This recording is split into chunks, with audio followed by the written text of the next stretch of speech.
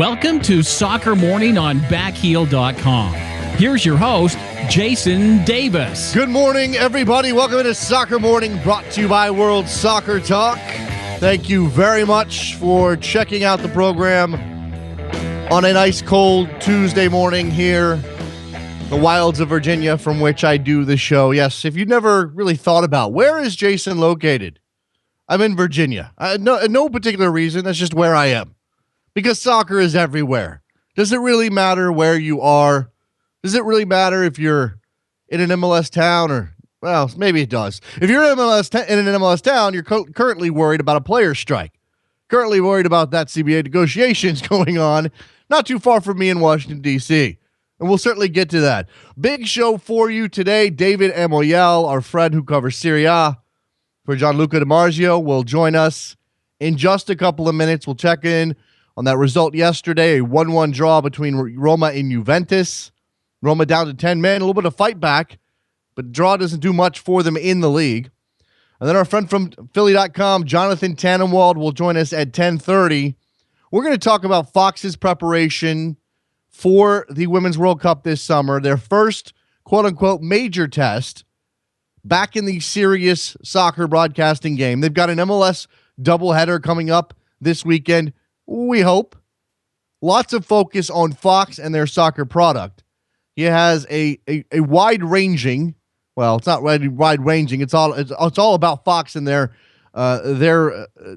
what they're going to do when they broadcast soccer, as they've been doing. But again, new focus on Fox with both the World Cup contracts and MLS. He talked to Rob Stone and Alexi Lalas, two big hires for that network over the last couple of years. First Rob Stone, then Alexi Lalas. We may touch on the CBA negotiations with Tannenwald as well. So stay tuned for that. Always a good chat with John up in Philly. Let's do the headlines and get you started here on a Tuesday morning. Again, MLS CBA negotiations ongoing in Washington, D.C. Many players traveling to D.C. for these negotiations. You've seen the tweets out there, perhaps by Dax McCarty, Amobi Okugo, Nat Borchers is there. Bobby Boswell, currently based in D.C., doesn't have to travel very far, is skipping some training. Chris Rolfe is skipping training. These guys are there in the room as the owners talk about, well, as they and the owners talk about how to resolve the situation in front of them. A situation that could delay the start of the MLS season. If you saw the report from Stephen Goff of the Washington Post, Soccer Insider, the language coming out of Bobby Boswell's mouth seems to indicate that maybe the players are backing down a bit. Maybe not. Depends on how you want to view the messaging. Perhaps he's just trying to paint a picture of the players being the side that wants to negotiate, that wants to compromise, while the owners remain steadfast in their belief that they can't back down on anything. Boswell's language was something like, we've made concessions. Now we see what they'll do. And again, the owners aren't talking. So we just have the players to go on here. Meanwhile, I've heard this little wrinkle. Full details not out yet. But I'm just going to pass along the rumor on the street. And that is the players may have a backer when it comes to a strike. We talked about that strike fund, a young union, not having much in the bank to support the players over a protracted strike period. But they may have some outside help. Details coming. That is still a developing story. We may touch on that in the near future. Meanwhile, in American soccer circles, Carlos Bocanegra, ex-U.S. men's national team great, player in England and France and many other places, last of Chivas USA, has been named the technical director of the Atlanta MLS team that's supposed to enter this league in a couple of seasons. I'm not sure about this hire, not because I don't think Carlos Bocanegra is a very smart guy, not because I don't think he knows soccer, but because the man doesn't have any experience doing this job at this level. That doesn't mean he can't do it. It just means that I'm going to reserve judgment until I see exactly what happens in Atlanta ahead of 2017. He has connections. He knows the game. He's been a captain at nearly every club and national team he's played for. That indicates that the man has some ability to delegate, to direct, to lead. And that's important. But again, to hire an ex-player fresh off his career into a technical director position leaves open some question. Bad news out of England. This is terrible. This is disgusting. Sunderland player Adam Johnson has been arrested on a suspicion of sexual activity with a girl under 16. Clearly illegal. He was arrested and released on bail, suspended by the club pending the outcome of the investigation. A statement from Sunderland said Sunderland AFC has confirmed that Adam Johnson has been suspended from the club pending the outcome of a police investigation. No further comment will be made at the present time. Durham Constabulary, how do you say that word? Constabulary? English people. Said a 27-year-old man was arrested on suspicion of sexual activity with a girl under 16, has been released on bail pending the ongoing investigation. Not good. Not cool. No. I'm going to move on quickly from that story. It just makes me upset. Also in American soccer circles, Tim Holt, president of USL, has resigned his position. You remember, we talked to him on this show just a couple of weeks ago. No indication then that Tim Holt was going anywhere. Lots of excitement for a new season, lots of excitement for the MLS partnership. At least that's what he seemed to convey when he talked to me. What this means for USL, not sure yet. The man that replaces him is Jake Edwards, an English-American ex-player. Exeter City, a couple other places. Yeovil Town, I believe he played for as well. 38 years old. Went to high school in Jersey. So you have a soccer man in charge. I guess that's some consolation to anybody watching closely what's happening with the USL right now. There's got to be some other reason. I'm not going to speculate here wildly, but there's got to be some other reason Tim Holt has decided that now is the time to leave that organization, to pursue other opportunities. It's what they all say. They're all out there going to pursue other opportunities. It's either I need to spend more time with my family or I need to pursue other opportunities. Tim Holt's been with the USL for a long time. This comes out of the blue for us. It probably didn't for him. Something else is lurking there in the background. I hope it's not a negative. I hope this isn't over the MLS partnership, for example. I hope it's not a matter of a tug of war between MLS and USL when it comes to the direction of that league. Clearly, the makeup and structure of USL has changed dramatically. They just launched their new branding. Tim Holt held on long enough to see that branding launched and then left. Interesting things happening in American soccer right now. Let's take a break. When we come back, David Amoyal will join us. He's from Gianluca DiMarzio. Go follow him on Twitter. We'll talk Serie A, Juventus and Roma yesterday, some player movement, Parma, sad story at Parma. Don't go anywhere. Soccer Morning brought to you by World Soccer Talk. Be right back. Face in the crowd, you're talking too loud, but I can't hear you calling.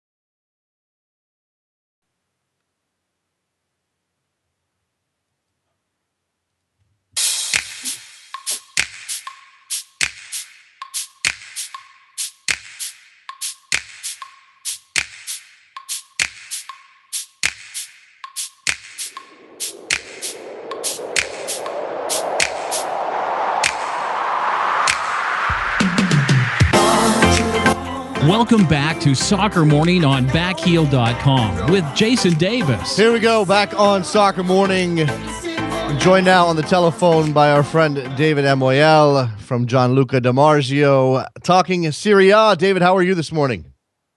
I'm doing great. Thanks for having me on, Jason. Thanks for coming back. In light of yesterday's match, clearly a top of mind thing for Serie A fans. Roma, Juventus. If Roma was going to make a dent in that Juve lead at the top of the table, David, they needed to get probably a win at home against Juve yesterday. Mm-hmm. They go down a man. They have to come back after Carlos Tevez' free kick goal, and they get a point. But that's got to be little consolation to Roma fans at this point. Yeah, I would say so. I think even before the match, they were downplaying the title implication. Their sporting director said, we don't want to, sell anything that we can't deliver. So we're really focused more on the Champions League spot. And that's a fascinating race. Napoli's loss against Torino on Sunday, that really kind of threw the race up in the air. So Roma right now second.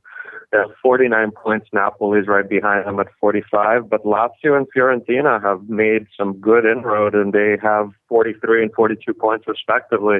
So I think Roma at least has to feel good about getting 1 point. Had they lost, it would have been even more dangerous, because right now they have an automatic spot in the Champions League. If they finish third, they have to go through the preliminary round. But with the way Fiorentina and Lazio playing, they should even be worried about even just qualifying for the Champions League. So I think it could have been worse for them, seeing how the match was going.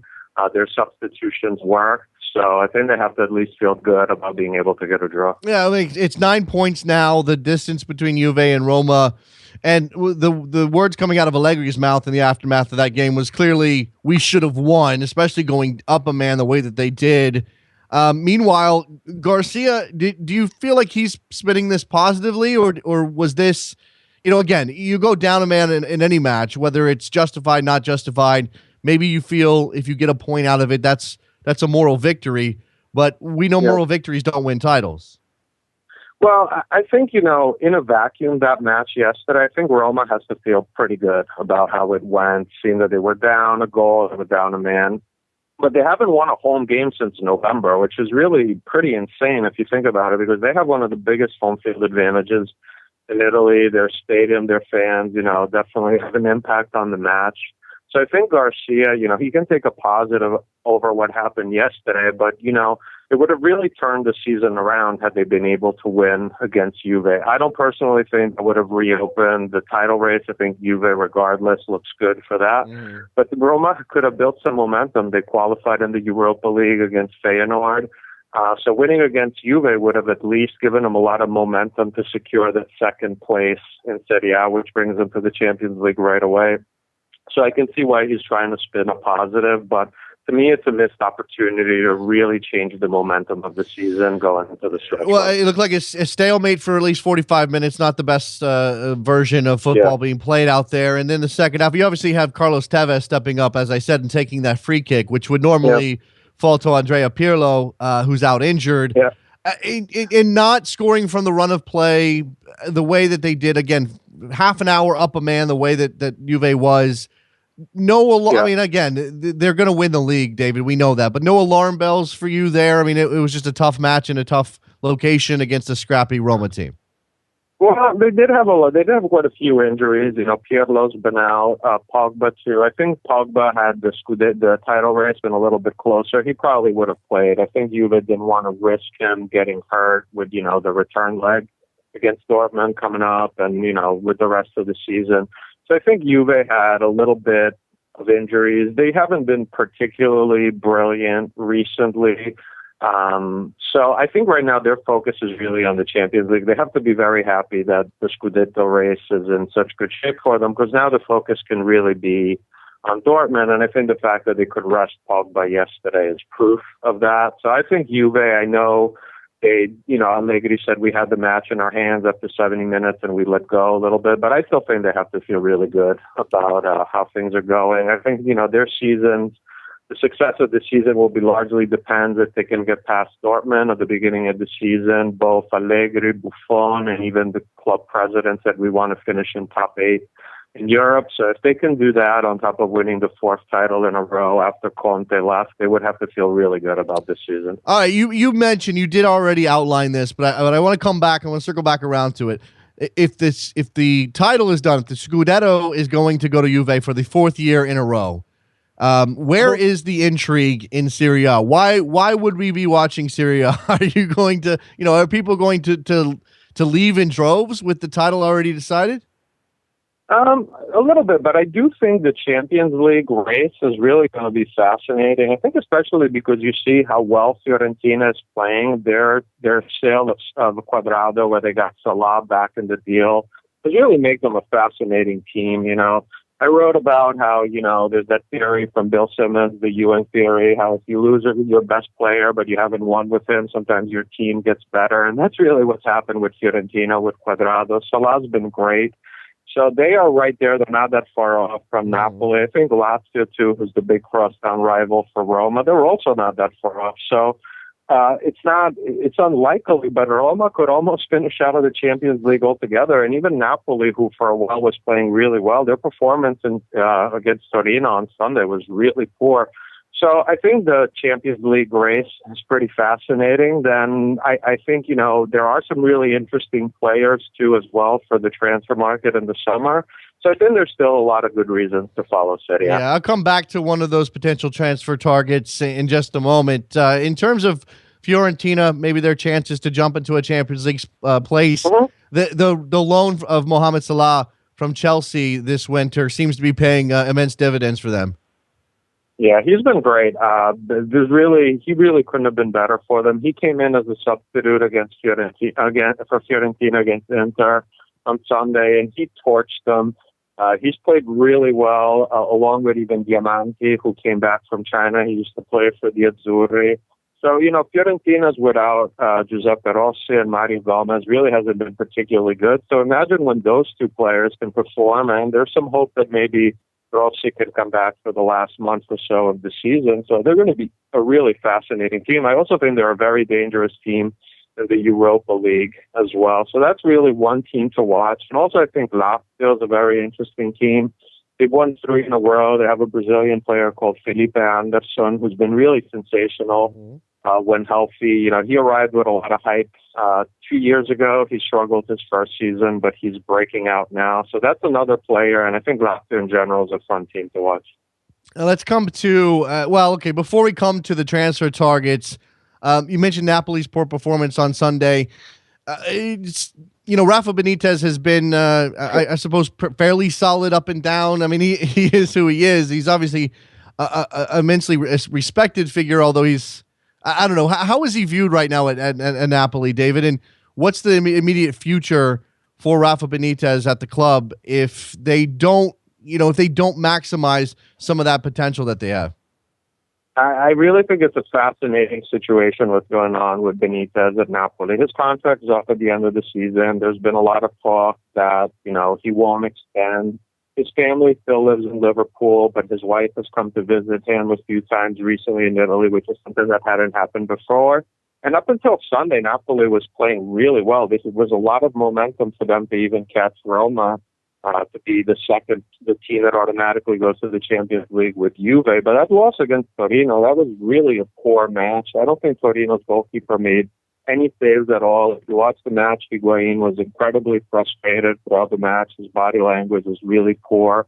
And then Benitez, complained a lot about the referee after the match. And even yesterday, he brought all the team together to go over all the mistakes. So it's really been an up and down season for him. Even Napoli's president has said, look, we'd love to keep him, but look at Chelsea. They were fine once he left. Now, of course, they hired Mourinho. I'm not sure Napoli can do anything quite that comparable, but I think it's a really up and down season. And I think it's a fascinating situation because I don't think Benitez and Higuain are tied at the hip, but I think if Benitez leaves, there's more of a chance that maybe Higuain wants to leave as well. So that's a situation that I'm following closely.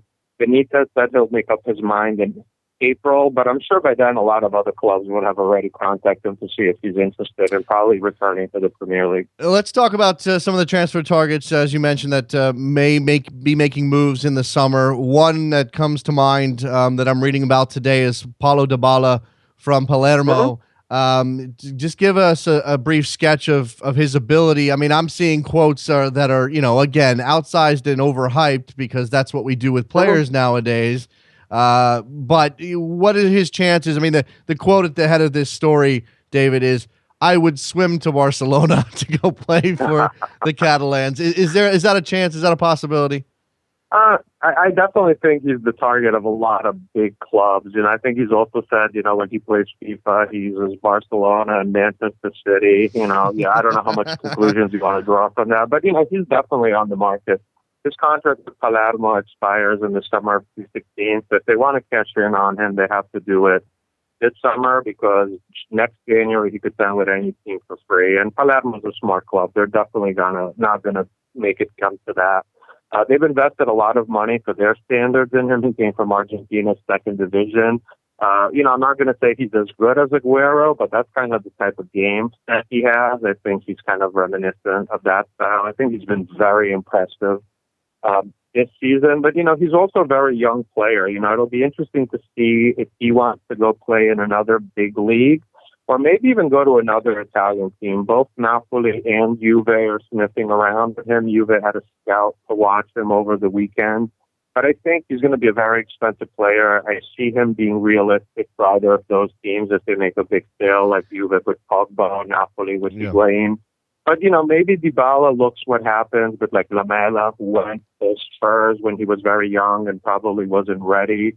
He also might look at like the other, Iturbe was the big name in Serie A last season, and he went to Roma. And, because of injuries, he hasn't been particularly great, although yesterday he played well against Juve. So maybe he looks at some of the other young players that exploded in Serie A that left too soon. But I definitely think he'll be a target for a lot of EPL clubs. Manchester United has looked at him. I know City and Arsenal as well are very keen on him. So he's definitely a player to watch, and he's really fun to watch. So I recommend anyone, if there's ever a Palermo game on, to tune in because he's really a lot of fun. What about Inter Milan's Mauro Icardi? Is he also a target of that many teams? A young player, not a fairly young player, 22 years old, quality goal scorer in Serie A. I think he's a superb striker. Now, Dybala is more of a team player. He'll set up his teammates. He'll participate in the action, while Icardi is just a penalty box assassin. He's a great finisher. I'd say one of the very best. Serie A wouldn't surprise me if he ends up leading the league in goals when it's all said and done. Now, he already has a long-term contract with Inter, but he earns very low wages. He's about to get an extension with like a massive raise. But even then, I wouldn't be shocked if he were to move in the summer. Inter, is already being audited by Financial Fair Play, by UEFA. If they don't qualify for Europe, I think they're going to have to make a sale. And the reason I say that is they have big options to buy Shaqiri and Brozovic. They're really excellent players for them, but they're going to owe about 25 million euros for them over the summer.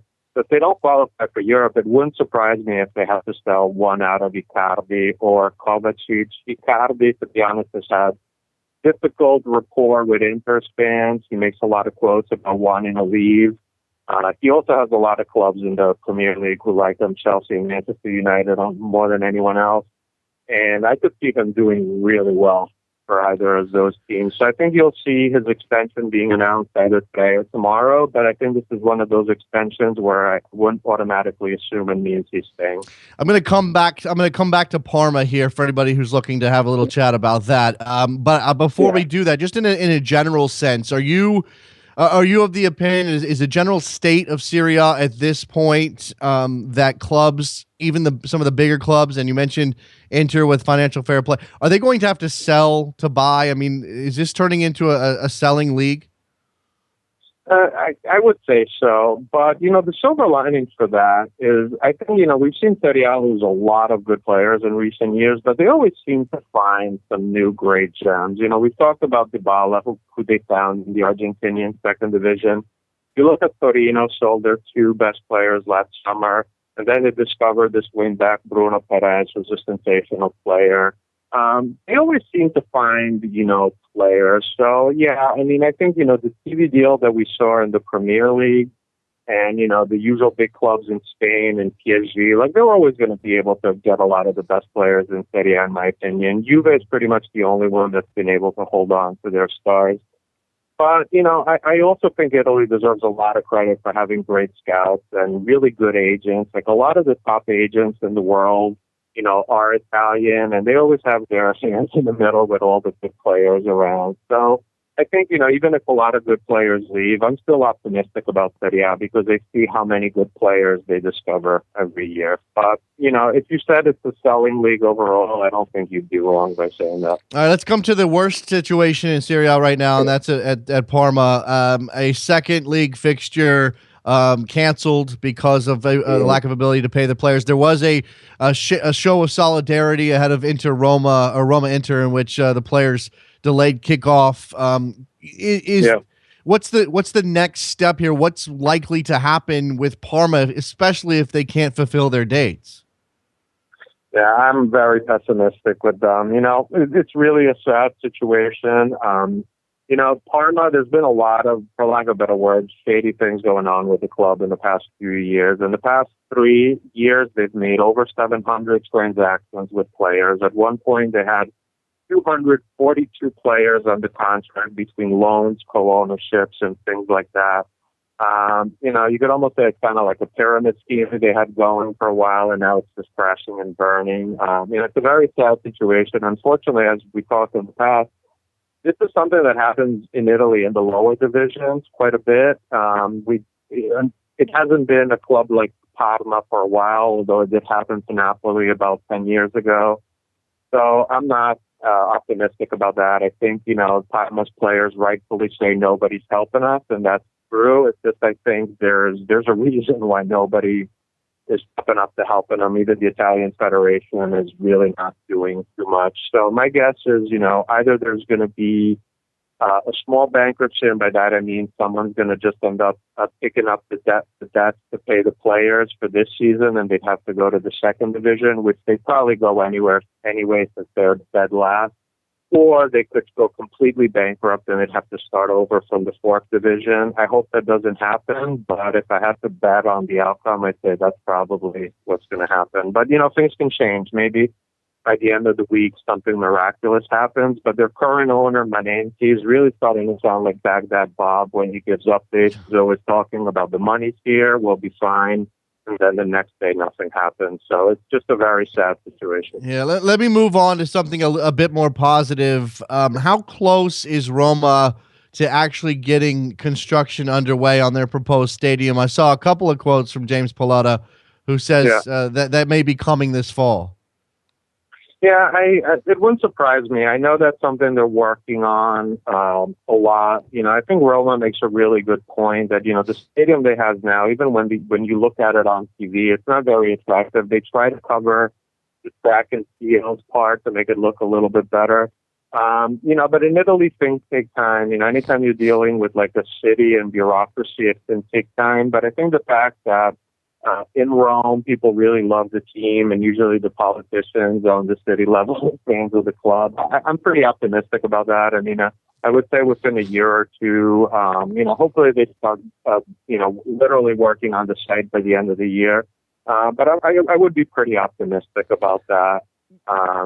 Pallotta knows what he's doing, and I think he has all the right people in Italy to help him with the bureaucracy, which isn't the easiest thing, but I'm pretty optimistic about that. David, I think it's easy for people who are watching Serie A from afar to sort of romanticize. Look, the San Siro is a cathedral of football, et cetera, et cetera.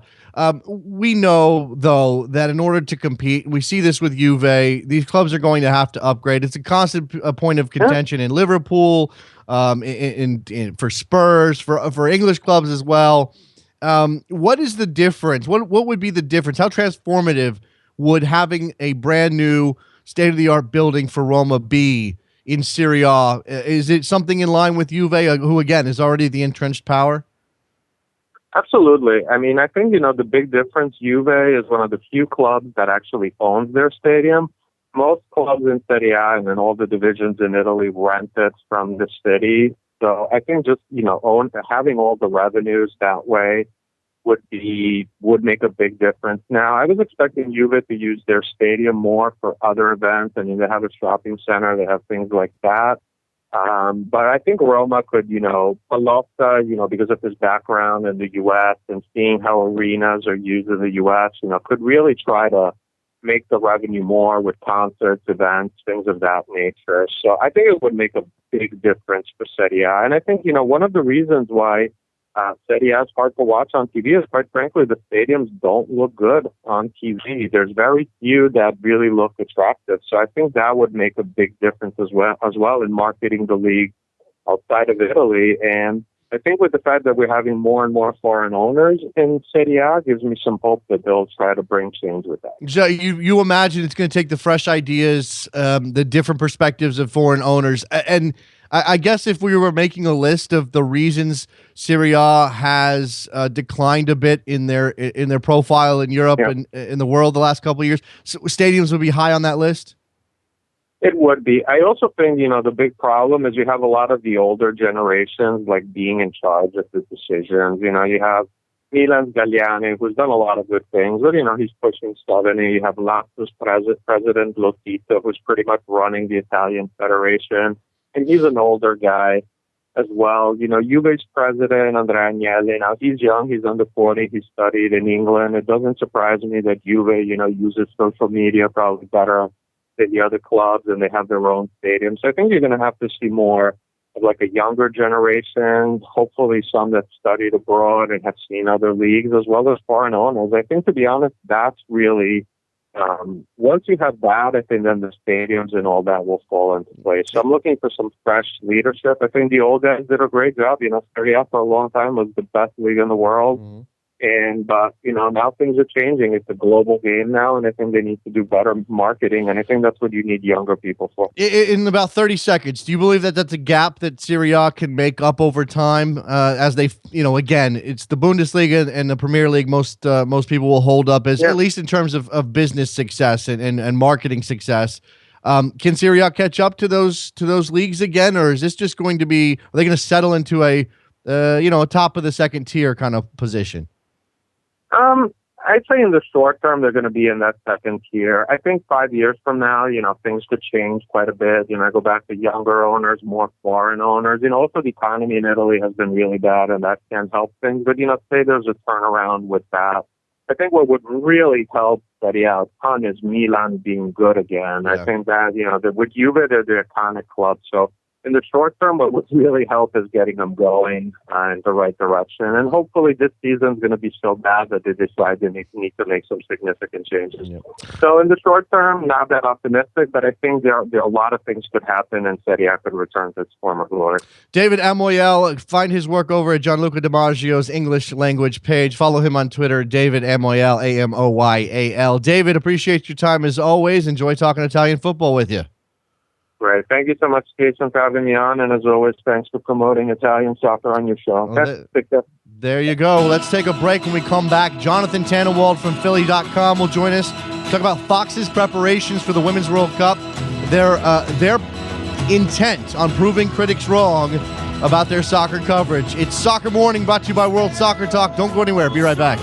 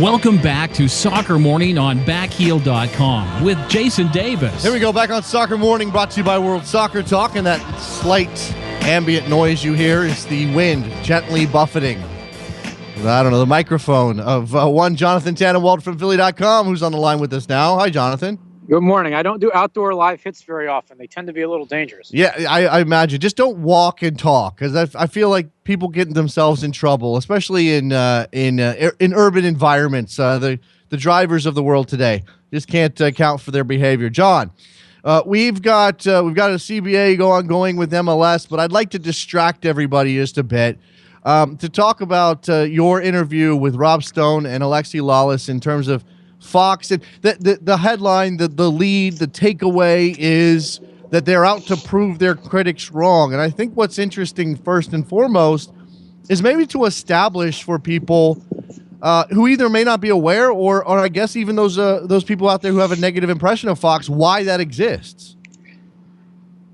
Because Fox, of all the major networks in the U.S., is the one that tends to go about its business with the most ego and self-centeredness, and to make it about themselves instead of about the game. I wonder who that emanates from, John. Well, no, I look, it's not only soccer. Well, I don't think it's only soccer at all. Okay, no, but I'm saying that comes down from the top, and a certain right. Australian individual who may or may not. Yeah, absolutely. It comes down from Rupert Murdoch. Yes. Right. So part of this is people who've been around, who've been paying attention to MLS for more than a couple of years will remember the last time Fox had MLS, and they're back in that game, and they're supposed to have a doubleheader this weekend, and all of those things, and then they get into this. They get back into the World Cup, or they get into the World Cup, and they've got the rights now through 2026, thanks to FIFA's largesse, and I think that for a lot of people, it's a matter of maybe. Is it money? Is it a matter of showing commitment in financial terms? I don't know how to quantify it, honestly, because somebody's going to look at it and say, well, you're not ESPN, you're not NBC. Why? There's no real way to quantify what some of the folks at NBC and ESPN would call putting the game first. But I think we've seen Fox make some pretty smart hires over the last few months, and I highlighted three in particular in the story that I wrote. One, obviously, is John Strong, who's very well liked by a lot of people. One is Alexi Lawless, and one is Shaw Brown, who's been the lead producer for Major League Soccer telecasts on NBCSN the last few years. Did some work previously with Fox and also with ESPN, and is now going back to Fox to help run their MLS broadcasts, and I think that he's going to help a lot. Those are strong signs of intent. And again, I think that you have individuals people recognize, and yet for some reason, people still focus on the backdrop. They still focus on the network. And look, I think that, and Rob Stone addressed this, John, there's going to be a different sort of vibe around what Fox is going to do, at least from a studio perspective, when it comes to the Women's World Cup. Don't quite know what to expect from those MLS broadcasts yet, but this is a looser sort of operation, at least in the way that they present their pundits on television. And let's cut to the point with that. A lot of people don't like Eric Ronaldo. Okay, if you want to put that out there, that's fine. But I think that I didn't say I one of them. I just said a lot of people don't like. No, I realize that, but that can't be it. That can't be the entire thing. I mean, Ronaldo speaks his mind. People may not like him. But that's the same. That's the truth. That's the same thing about same for Alexi in a lot of ways. And Alexi will be the first one to tell you he's not universally liked. So why is it that ESPN can have Alexi Lawless and people aren't necessarily throwing stones at their coverage, but Fox can't have Eric Ronaldo and dodge those stones? Well, I don't think it helped Fox's cause over the years that they still do this. They call a lot of games off monitors when people wish they were in the stadiums. Okay. And look, it's one thing to call a game off a monitor when the game's being played in Guatemala or Costa Rica or whatever. But they in years past, I mean going way back, they were not always at the games for MLS teams. They've not always been at the CONCACAF Champions League games that have been played in MLS stadiums. They've not they in the Gold Cup. They haven't always been in the stadiums when the games have been played in the United States. That's an example of a financial investment that can be quantified, and I think shows people that they're taking a step forward. And I do think, obviously they're going to be at all the stadiums in MLS. Mm-hmm. I want to see what they do with the Champions League games that are played in the United States going forward. I think that's going to be another big sign of what they do. And obviously, they're throwing the house at the Women's World Cup, which I think, whether or not you like the tone, I appreciate the fact that they're willing to put the resources in and make a big deal out of that. Put games on in prime time on the network and all that stuff. Now, and again, the words coming out of Rob and Alexi's mouth, and maybe we'll have a chance to talk to them directly in the near future, but they indicated that, when it comes to this Women's World Cup, there's going to be there's not going to be any nod to the fact that this is a Women's World Cup. They're not going to wink while they do this. This is going to be straight up soccer coverage. And that's going to raise some questions for folks, because I'm a fan of that. I'm a fan, whether it's soccer or basketball or track or field or whatever it may be, of saying, I don't care who's playing it. I treat everybody the same, which for a lot of people, myself included, is a version of gender equity that they want to see. Is it going to go over well with a certain segment of the audience that is used to treating women's sports differently from that? I don't know, but we're going to find out. And one of the things that Rob and Alexi said to me repeatedly is that if they feel they need to criticize something that the U.S. national team does, they're not going to hold back. And I appreciate that. I think a lot of the soccer audience does too. We're going to see how it goes over with everybody else. How much of the reticence for fans to buy into Fox is related to the Gus Johnson experiment? Well, I think that's a part of the greater, I think that's a symptom of the greater problem. And again, it comes back to them being a place that has been more egocentric over the years than some of the other networks have been. And as I said, it extends beyond soccer. It is extended into football. It is extended into baseball over the years, although less so now than it used to. It is extended into hockey back when they had the National Hockey League and they did the glowing puck and all the stuff like that to turn the purists off. And I think we'd be deceiving ourselves if we didn't ask how Fox News is going to treat the Women's World Cup when the time comes. Well, that's going to be outside of my particular bubble, John. I'm going to ignore that. But yeah, that's going to be part of the wider scope of what Fox is doing with this sport. But we know from, that Murdoch has holdings that are not called Fox that do a fine job and are among the biggest broadcasters of the game in other parts of the world, specifically in England. Why is there such a disconnect? Got me. Well, that's good insight. That's good insight, John. Let me come to another issue here that Rob Stone addresses directly. The Americanness of this broadcast.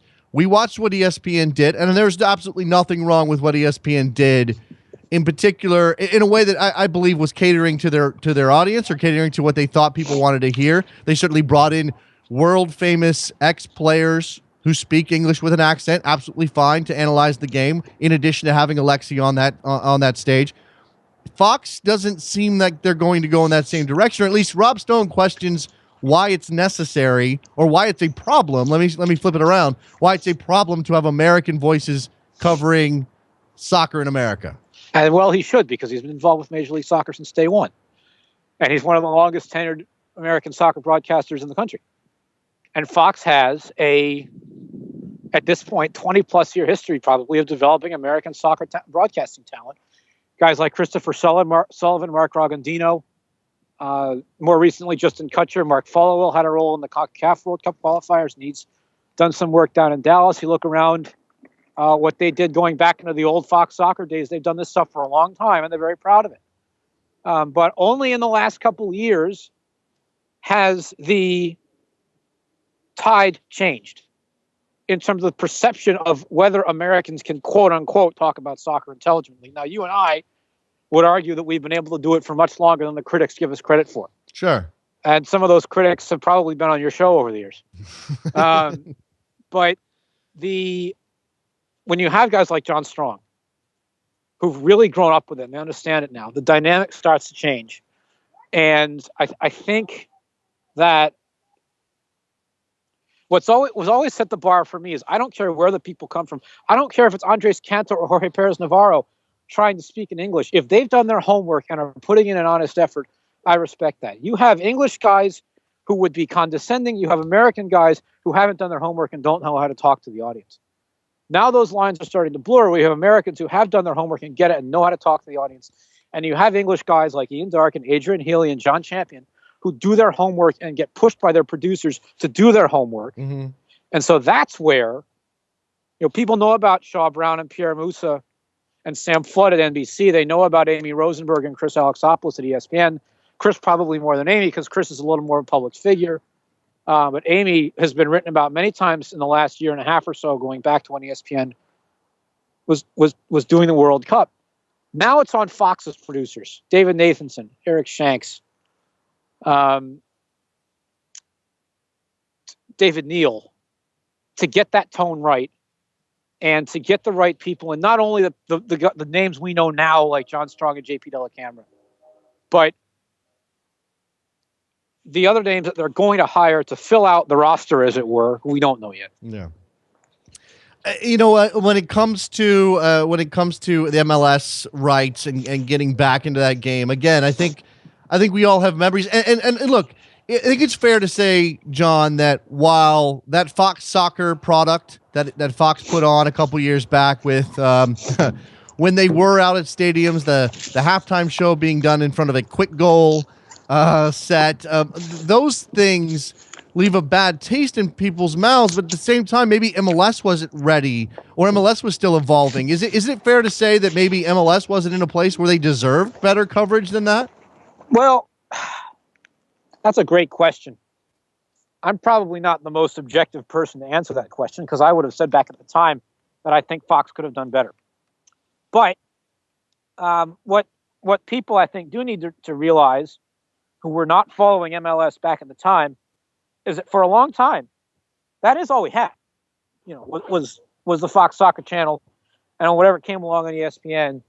And Fox was the network that really was committed to doing much more soccer than anybody else was. Mm-hmm. But they didn't have all the money in the world to do it with yet. Only in the last probably year or two or three of Fox's MLS coverage did we really start to see that other networks could step up in a big way and were really beating Fox that badly in terms of what they were doing. And then NBC went and raised the bar even more. Now, I know Fox still runs Fox Soccer Plus, which is an overflow area for some of their coverage, some of the inventory that they have. But my partner on the Best Soccer Show, Jared Dubois, at the demise of Fox Soccer Channel, made the point that he thought it was interesting to consider whether or not American soccer has moved beyond that boutique channel site type of niche. Is that what you see, or is soccer just being pulled along by the greater sports television wars of ESPN and Fox and NBC? It's getting there. Okay. It's definitely getting there. But you look, I mean, part of the reason why Fox Soccer lost its nous for existing was beIN Sport came in and took Serie A rights off. That was certainly a blow. Speaking of rights and European leagues that don't get a lot of coverage here, Bundesliga rights coming up in August for Fox. Any indication from what you got from Rob and Alexi how they're going to handle those rights? Is it going to be treated as a part of their greater coverage, just like the Champions League and the FA Cup? It's funny. I got asked by some folks about that last night who are big German soccer fans, and my answer is I don't know. I didn't ask them. It wouldn't surprise me, and I wouldn't blame them if they aren't quite there yet. Okay. Because they've got so much to do between now and then. Mm-hmm. Even just getting into, get through the Women's World Cup, and then they can say, okay, what are we going to do with what is, for the most part, a prepackaged product with the Bundesliga and a very well prepackaged product by their in-house production team. They do an exceptional job. Do you see this Women's World Cup ultimately determining which direction they go in? I mean, you can make all the plans they want. I know Stone and Lawless have both said we're going to go full on here. Where this isn't a warm up exercise for 2018. You can say all of that, but it is their first foray into the World Cup area. Will the success or failure of this tournament in terms of ratings have anything to say about 2018, 2022, 2026? I don't think you can. I don't know how well you can judge it, because in one way you've got audiences that don't entirely overlap. They overlap more than they used to, in terms of men's soccer and women's soccer. But at the same time, you've got one big advantage for this Women's World Cup that you're not going to have in Russia, and you're certainly not going to have in Qatar, which is primetime games in the United States. Right. And look, if we're honest, Fox isn't the only beneficiary of that. Bell Media, which is the host broadcaster up in Canada, they're perfectly happy to have primetime games on in Toronto and Montreal too. Mm-hmm. So they're not complaining. Fox is not complaining. We've already seen that Fox is going to have this, going to put their studio set outdoors in a really spectacular location right in the heart of downtown Vancouver. But you're not going to have that ratings advantage in 2018 in Russia. You're not in 2022. You might in 2026. We can hope so. But no, look, there's a lot of people at Fox who care about soccer. Mm. And whether or not with you agree with the way that they care about it, I think that they're not going to stop caring about it just based on this tournament. But then again, I also think that the ratings for this tournament are going to be really strong. Last thing before I let you go, John, just an odds and ends element of the MLS coverage. You've reported that they're going to have a 2.5-hour window for those MLS games. That obviously indicates a little bit of extra time to lead up, build up to the games. How is this going to compare, or at least how are they projecting that it might compare to the way NBC did their coverage or ESPN does theirs? Well, ESPN's windows for the most part are 2 hours. They're going to have 2.5 hours on the opening weekend if those games get played, which is still a big if. And I think what we're going to see from Fox is a couple minutes earlier kickoff, maybe 15 minutes past the hour instead of 20 or 25 at NBC used to do, so that the balance between pregame and postgame is a little more even. And I don't know yet how many people are going to be on site for every game, whether it's going to be the entire studio crew or not. I think some of those elements are still to be determined, and they might do it for some big games and not for some others. Any chance that they come up with a separate song for soccer? Because I mean, I know they use that thing for everything, but it just sounds NFL to me, John. I couldn't tell you. I know. It's just a pet peeve of mine. Jonathan Tannenwald from Philly.com. I think he's getting cold. I think we should let you go, John. Go inside, get warm. Hopefully we'll have a season and we'll be able to talk to you in the near future about MLS. Let me just say this real quick before I hang up.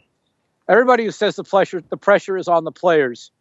I'd love to get a penny for the thoughts of Phil Rollins right now down in Orlando, having sold out the Citrus Bowl and now being worried that he might blow a shot at it. He is one of 21 guys, and his pull. I mean, I imagine it's pretty strong considering he's the guy launching a new team.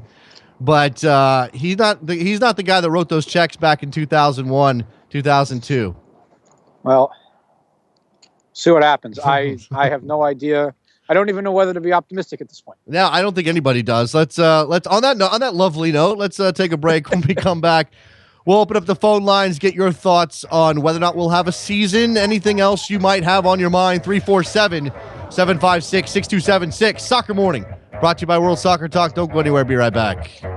It be feeling like the life that I'm living, man, on patrol. Every day I'm in a fight for my soul. Could it be that my medicine's the evidence for pigs to stop and frisk me when they rolling around on patrol? And ask why you're here. I just tell them cause it is what it is. I live here and that's what it is. Each time you got a dime, I say, man.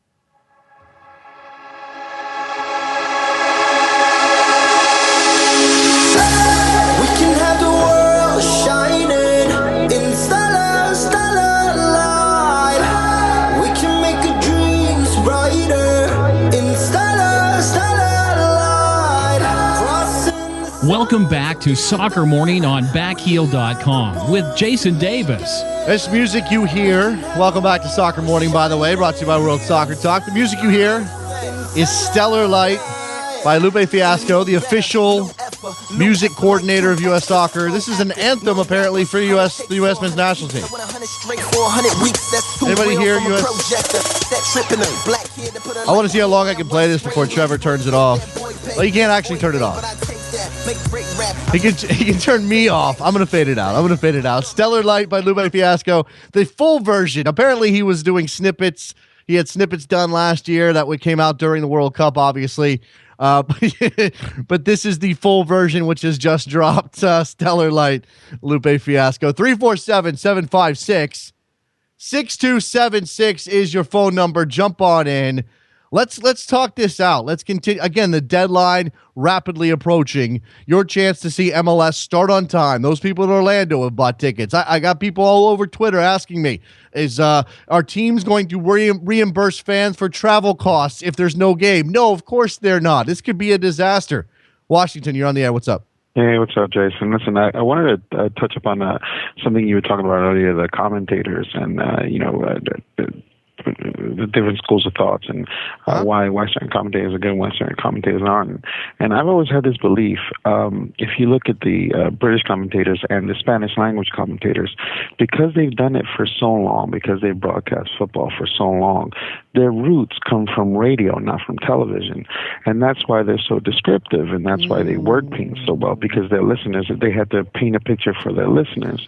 And I think that that's what makes them better than, American commentators who do it, whose sole roots of football are done on television, because television, you see what's going on. Maybe. And sometimes when American commentators comment, it tends to be drier anyway than British and Well, come on. The Brits are the driest people on the planet. I think that I think there's something to be said for that. But a guy like JP Dellacamera is well versed in both television and radio and does a fantastic job of description, and people still underrate his abilities.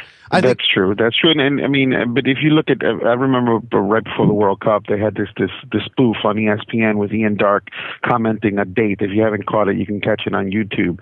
And it's so funny because the way he describes it, he makes it exciting. And I think there's something to be said about that. There's something. There's maybe some element of that in it, Washington, but I think that what Jonathan said about people growing up with the game is probably even more important. People who grow up watching soccer from their very earliest ages, being well versed in all of the elements and the things that can happen. The more you watch, the more you've seen, the more you'll be able to describe it properly when it happens in front of you. And I think that's the case. I think that's the case also for John Strong. I think that's an element of John Strong's game. And then also another thing I want to point out, I think it is going to change for American audiences because more and more we're having retired players comment, like Taylor Twellman and Alexi Lalas, who've actually been there, know what it feels like, and know how to express that emotion. So I love watching games when Ian Dark and Taylor Twellman speak together because he comments well, and then Taylor Twellman does a color commentary, and I love the description that they have together. They're a good team, and I wish there were more teams like them. Yeah, I appreciate that. Thanks, Washington. There's actually a note in the interview with Stone and Lawless over at Philly.com that Jonathan Tannenwald did, where Rob Stone is complaining about the fact that Taylor Twellman didn't get to do the World Cup final, and his guess is that that's because Taylor's American. There may be something to that. I actually do enjoy Dark and Twellman. Ian Dark's a fantastic broadcaster. My issue has never been that English broadcasters aren't very good at their jobs. It's my issue has always been that Americans defer to an accent over the quality of the broadcaster if he happens to be American. That's the case for me. There's not a lot of them, but there are enough of them that you should give all due respect to John Strong, JP Dellacamera, and the like. Phil Shane, 702, you're on the air. Hey, good morning, man. Enjoy the show. Just wanted to comment on the ongoing CBA. Okay, what's up? Well, I think whoever is in charge of the MLS Players Union who's in charge of negotiating this is whoever's leading this is just not that. They're just not that good at their job. End of story. This is a terrible season to be trying to pull for free agency. Why is that?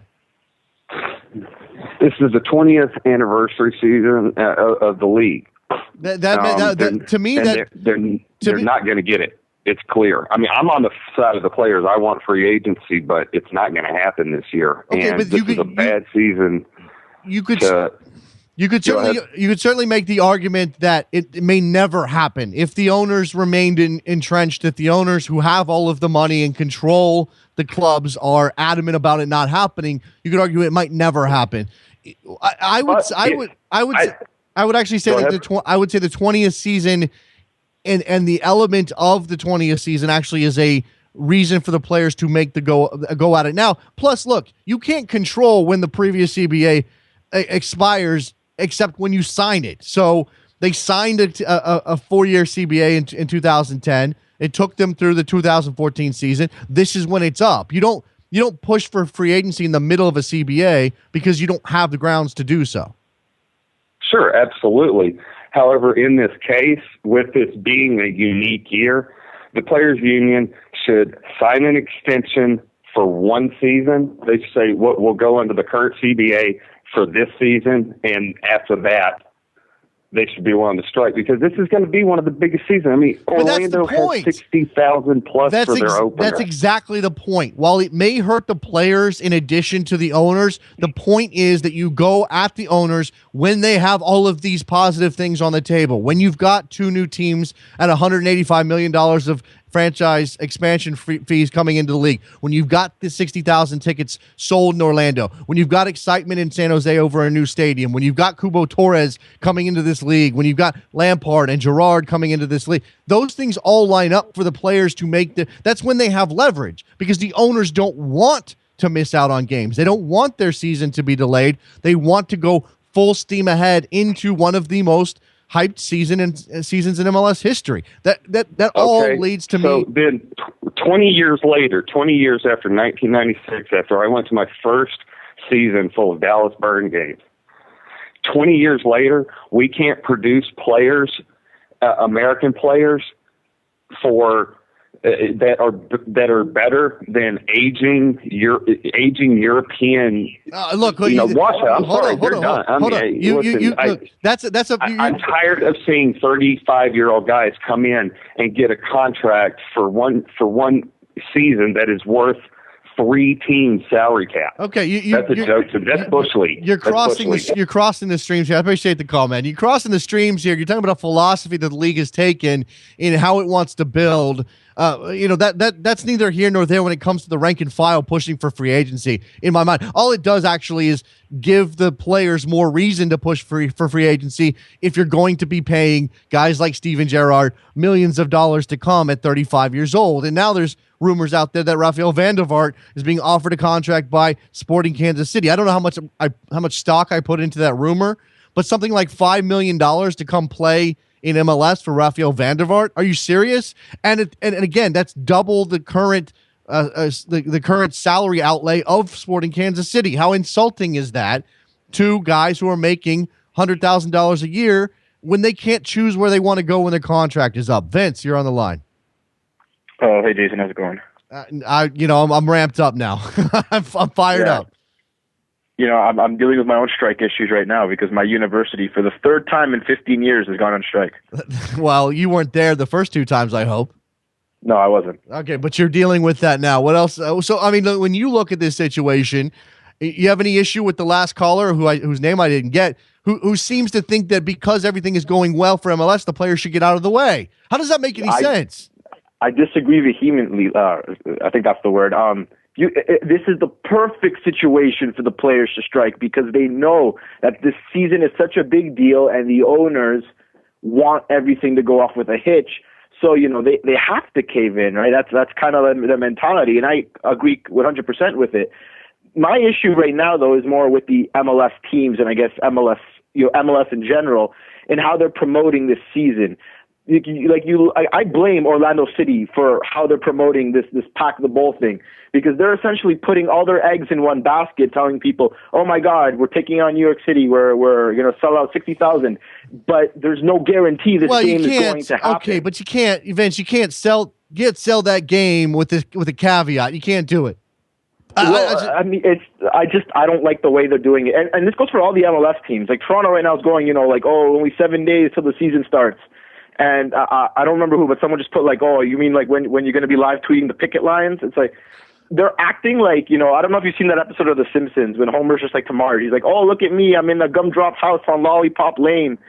That's how it feels like the MLS teams are acting. Like everything is fine. Don't worry. And they're promoting the season as if it's a guarantee that it's going to happen, but it's not. I'm not with you on this, Vince. I can't imagine how MLS clubs are supposed to operate ahead of what is supposed to be the first weekend of the season without assuming that it's going to happen. You can't undercut yourself, undercut potential ticket sales, because if it does come off and you've only got and Orlando only has 20,000 in the stadium, they're going to be kicking themselves for not selling harder. I get what you're saying, and I think that buyer, this is caveat emptor here, that buyers need to be aware of the possibility that the league won't be starting on time. But I don't think the teams should be operating as if there may be a problem. And hey, buy our tickets, but just know that everything could go sour, before the season begins. I don't think that's the right way to go about it.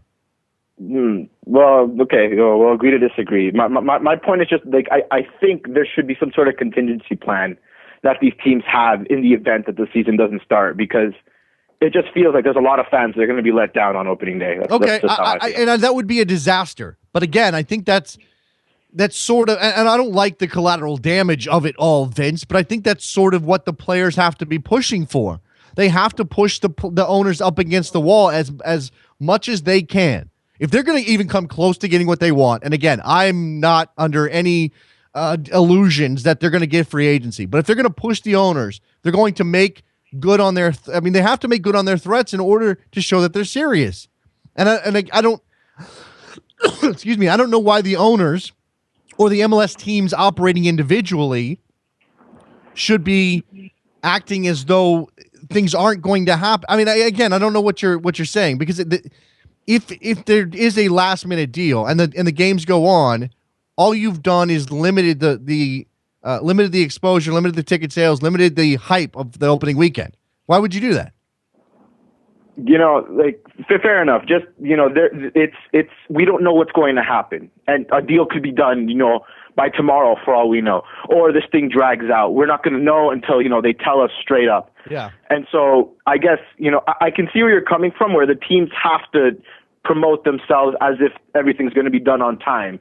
My point is just that, there's so many mixed signals. I remember, Peter Vermees saying that he wasn't going to sign any more players until the CBA was done, and then he signed, Marcel de Jong, and then so that gave, some people were saying, maybe there's good news with the CBA. Orlando not sending representatives yesterday because Phil Rollins, I think, said he believes that the CBA is going to be done, and then Dwayne Rollins this morning saying he got information saying that players are going to strike, and then so it's all over the place, and so yeah, it's a crapshoot, really. We don't know what's going to happen. Again, either everybody's going to be really happy or everybody's going to be really sad. If you want to bitch about messaging, I'm with you 100%. I don't think the players have done a very good job of sending out their message. I don't think the owners have done any job of sending out their message. And maybe they don't want to. Maybe they want to live in a cocoon of silence because it's better off that they don't say anything that could damage their stance at all, which is essentially what Deloy Hansen did when he said, free agency is a waste of talking free agency is a waste of time. All that does is make them look like the big fat cats sitting there on top of their piles of money, telling the players, no, you can't have freedom to move where you want to go because we say so.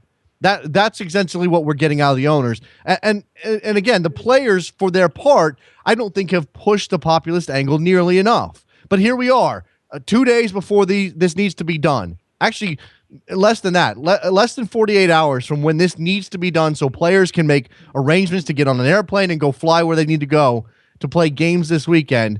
And all we've got so far is Bobby Boswell with some language that makes me feel like the players are backing down, while at the same time, and again, I'm not going to confirm anything here, and hopefully this news comes out via the source I got it from later on, but the notion that the players could be backed by somebody else when it comes to a strike fund. I don't know what either one of those things means, Vince.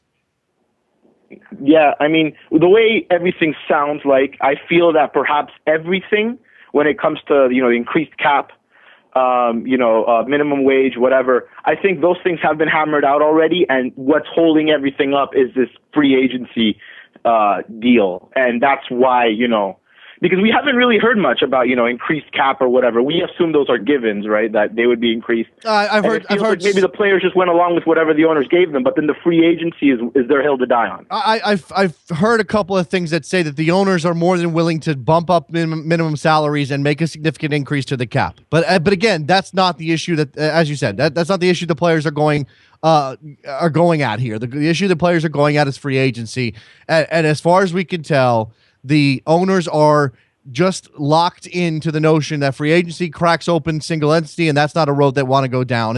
And some people are sharing a piece I wrote at U.S. Soccer Players. And as I wrap up this show here, thanks for the call, Vince.